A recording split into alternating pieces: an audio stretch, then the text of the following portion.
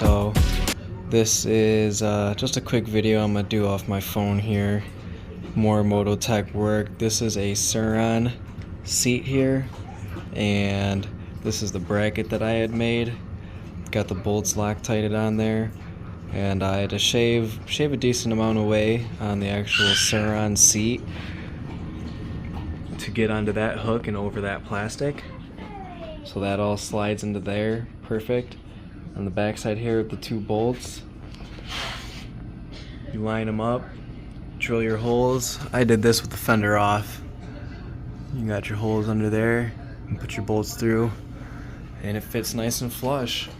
Along with that, for these little dimples here, like seat supports, keep the seat from collapsing when you sit on it, I just had to shave away a little bit on the plastics here, just enough for it to clear, and then it sits flush down onto here.